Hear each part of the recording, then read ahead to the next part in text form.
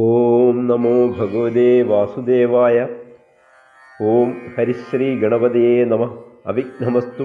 ശ്രീ ഗുരുഭ്യോ നമ.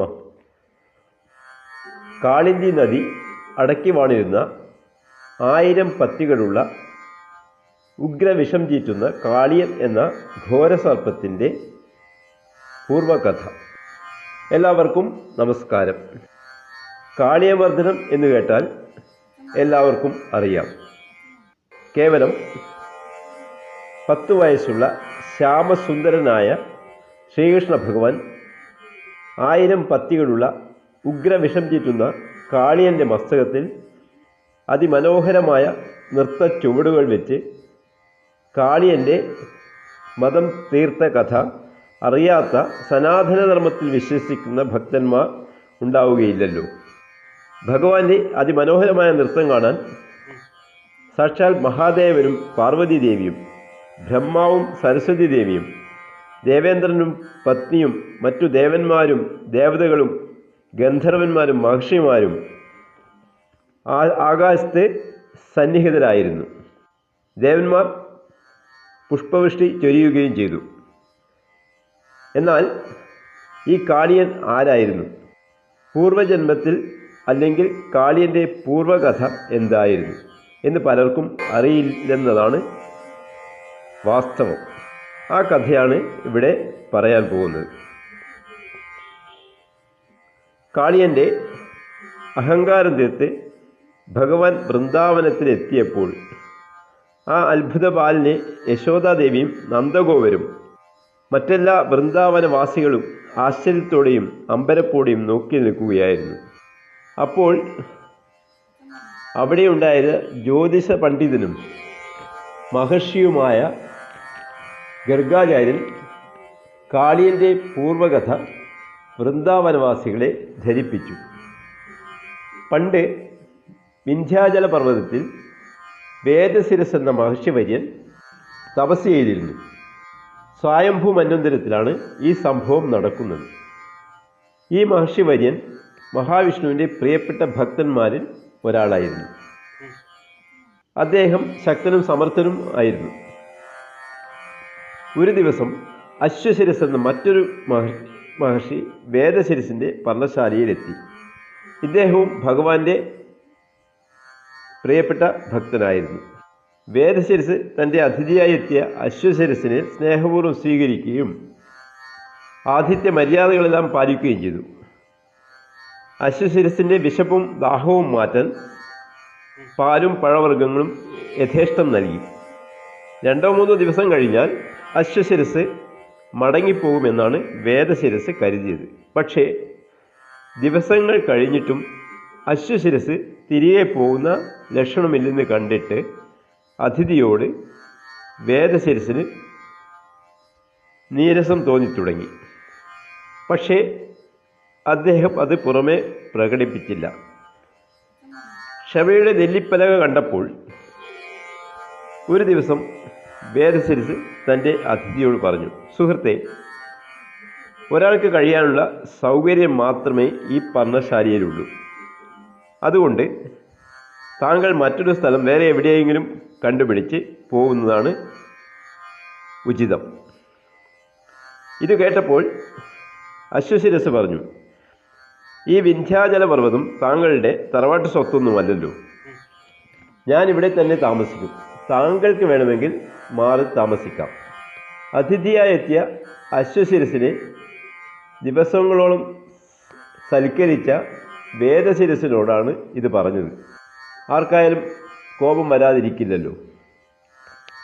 തൻ്റെ പർണശാലയിൽ താമസിച്ച് ദിവസങ്ങളോളം തൻ്റെ ആതിഥ്യം അനുഭവിച്ച് തന്നോടിങ്ങനെ പാമ്പിനെപ്പോലെ ചീറ്റുന്ന അശ്വശിരസിനെ ഒരു പാമ്പായി പോകട്ടെ എന്ന് വേദശിരസ് ശപിച്ചു.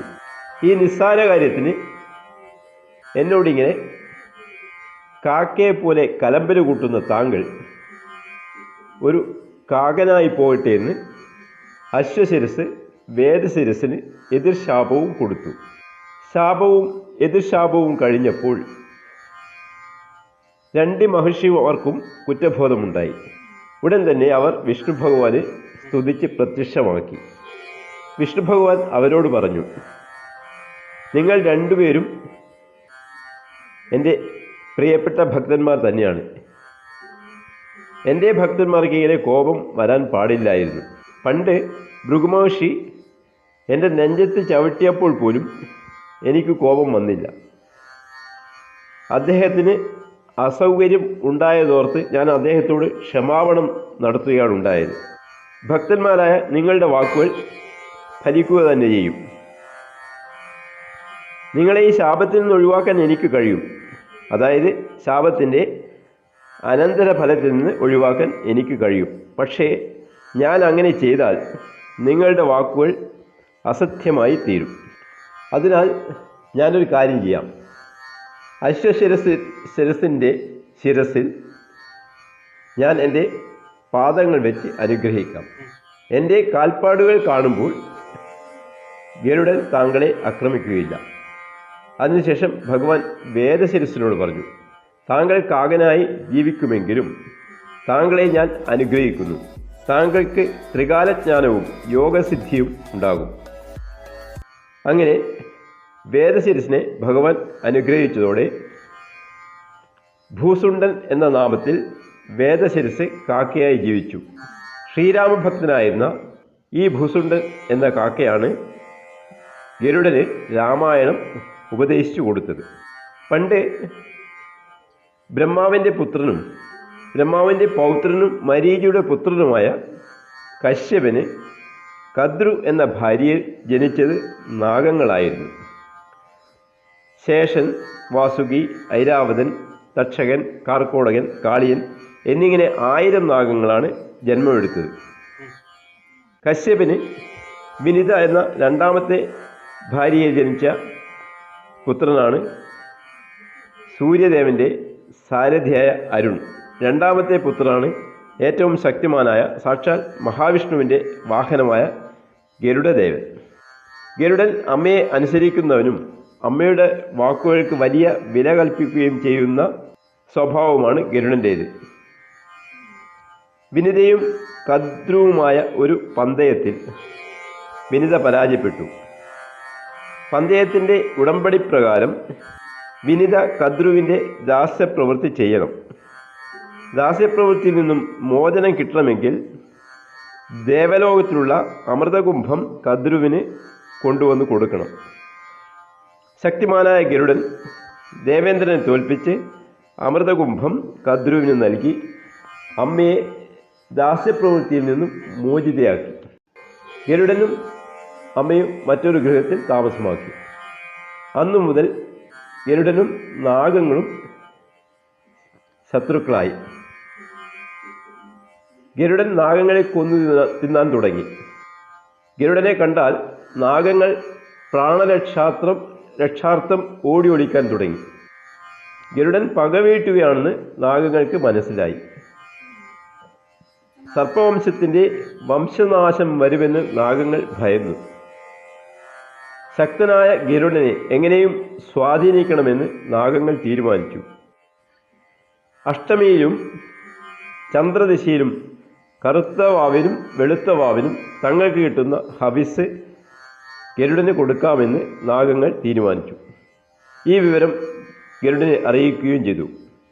പക്ഷേ കാളിയൻ മാത്രം ഈ ഉടമ്പടിക്ക് തയ്യാറായില്ല. മാത്രമല്ല കാളിയൻ ഗരുഡനെ അനാദരിക്കുകയും അപഹസിക്കുകയും ചെയ്തു. കാളിയൻ്റെ അനാദരവ് ഗരുഡൻ അറിഞ്ഞു. ഒരു ദിവസം കാളിയൻ തൻ്റെ നാഗിനിയുമൊത്ത് ഗന്ധമാദനത്തിലൂടെ വരികയായിരുന്നു.